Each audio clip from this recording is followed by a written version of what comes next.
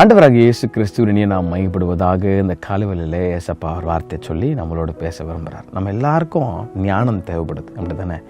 விசேஷத்து ஞானம், தேவ ஞானம். இந்த ஞானத்தை பெற்றுக்கொள்வதற்கு வேதத்தில் ஒரு வழி உண்டுங்க. யாக்கோபு 1:5 பாருங்க, ஆண்டவர் சொல்றார், உங்களில் ஒருவன் ஞானத்தில் குறைவுள்ளவனாயிருந்தால் யாவருக்கும் சம்பூர்ணமாய் கொடுக்கிறவரும் ஒருவனையும் கடிந்து கொள்ளாதவருமாகிய தேவனிடத்தில் கேட்க கடவன், அப்பொழுது அவனுக்கு கொடுக்கப்படும். அடுத்த வசனம் பாருங்க, ஆனாலும் அவன் எவ்வளவாகிலும் சந்தேகப்படாமல் விசுவாசத்தோடு கேட்க கடவன். சந்தேகப்படுகிறவன் காற்றினால் அடிபட்டு அலைகிற கடலின் அலைக்கு ஒப்பா இருக்கிறான். ஞானத்தில் குறை உள்ளவர்களாயிருந்தால் சம்பூர்ணமாய் கொடுக்கிற ஆண்டவரிடத்தில் கேட்க கடவன். ஆண்டவர் சாலமோனை பார்த்து கேட்டார், ஏன்பா உனக்கு என்னப்பா வேணும் அப்படின்னு கேட்டால், Solomon was very particular in one thing.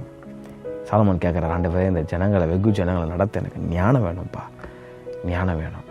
இன்றைக்கி தெய்வீக ஞானம் நம்முடைய வாழ்க்கையில் இருந்தால் தான் இந்த விசுவாச பரீட்சையில் எப்படி இதெல்லாம் ஹேண்டில் பண்ணுறதுன்றதை கர்த்தர் கற்றுக் கொடுப்பார். இந்த ஞானத்தை பெற்றுக்கொள்வதற்கு ஒரு வழி உண்டு. நீதிமொழிகள் 1:7 சொல்லுது, கர்த்தருக்கு பயப்படுதலே ஞானத்தின் ஆரம்பம். விஸ்டம், இதை எப்படி பெற்றுக்கொள்ள முடியும்? அப்படியே நீங்கள் லைன் போட்டு, fear of the Lord. Fear of the Lord எங்கே இருக்குதோ அங்கே விஸ்டம் வரும். ஃபியர் ஆஃப் த லார்ட்னா என்ன? ஃபியர் ஆஃப் த லார்ட்னா தீமையை வெறுப்பதே கர்த்தருக்கு பயப்படும் பயம் அப்படின்னு பைபிள் சொல்லுது. நீங்கள் இதை புரிஞ்சுக்கிற மாதிரி எழுதி கூட வச்சுக்கலாம். விஸ்டம் எப்படி பெற்றுக்கொள்ள முடியும்? Fear of the Lord. இந்த ஃபியர் ஆஃப் த லார்ட்னா என்ன? ஃபியர் ஆஃப் த லார்ட்னா தீமையை வெறுப்பது தான் கர்த்தருக்கு பயப்படும் பயம்.